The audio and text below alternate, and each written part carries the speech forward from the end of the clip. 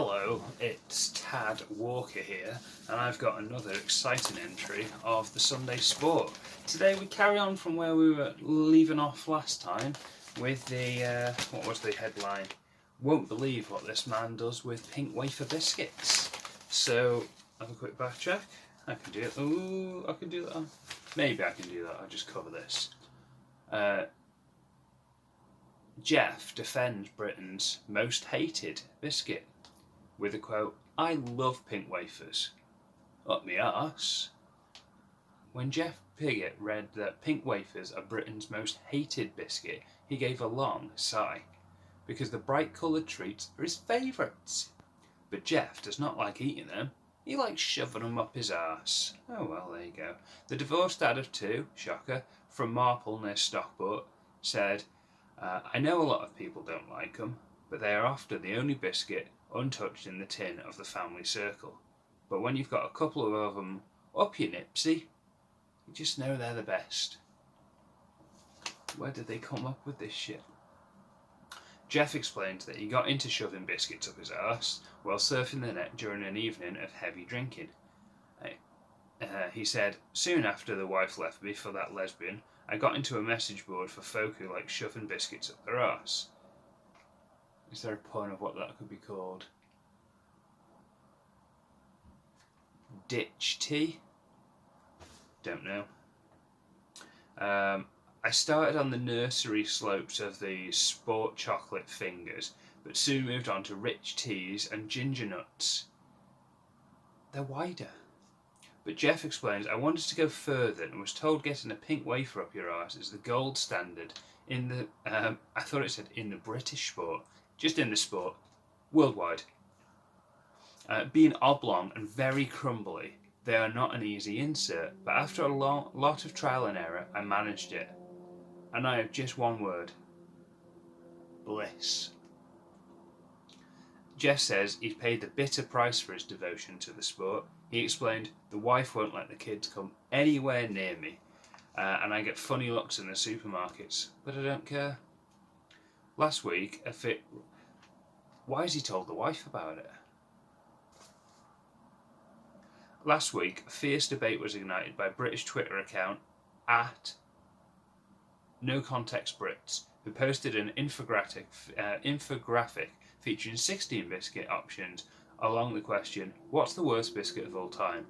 A subsequent online poll of almost 32,000 people last week found the pink wafer the most hated biscuit, easily beating fig rolls and a Garibaldi.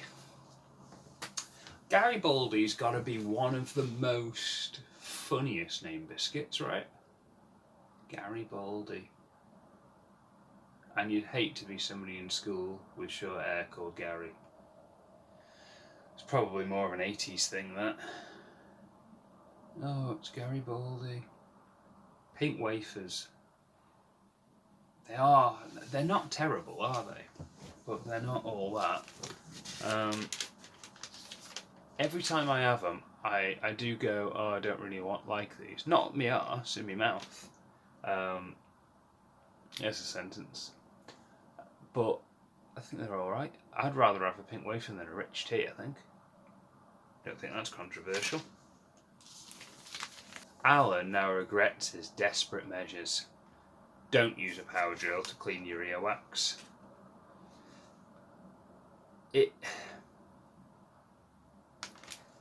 Is he written in to tell his story about this? As if he's just like, "Oh, if you were thinking about it, don't do it, it's not worth it." It's like, no one was, Alan. No one was. Told by his doctor's surgery that earwax removal was no longer available on the NHS, Alan Grant looked into going private, but the astronomical fees, upwards of £40 to clean a bunged up lung hole, made the treatment out of reach for the unwaged 55-year-old. Single Alan of Crewe in Cheshire, same place as last week. It's all going on in Crewe, isn't it? Can't remember what was happening last week. Oh, Taylor Swift arse. Taylor Swift, plastic, Japanese sex arse. Obviously, how could I forget? Anyone who has suffered from earwax knows it is acutely irritating. I cannot hear a thing, and the block sensation in my ears was driving me insane. Unhinged by the condition, Alan took drastic action. He said, "My nanny used to say to me, the only thing you should put in your ears is your own elbow." Those were wise words, but spoken at a time before the NHS was in crisis. I looked around for a way to clean my ears, and that's when I saw the drill. However, Alan's attempts at DIY earwax removal using a power drill were not entirely successful. Well, there's a sentence that wouldn't shock anybody. He explained, "It's a very tricky thing to do when you can't see what you're doing. Obviously, I didn't use a drill bit. I put a cocktail stick in the drill's chuck and carefully guided it to my ear." He added, "In casualty, they said it was very lucky to get away with a punctured eardrum and severe damage to the ear canal. They said that if I'd have slipped, I could have driven the cocktail stick directly into my brain, causing an instant death.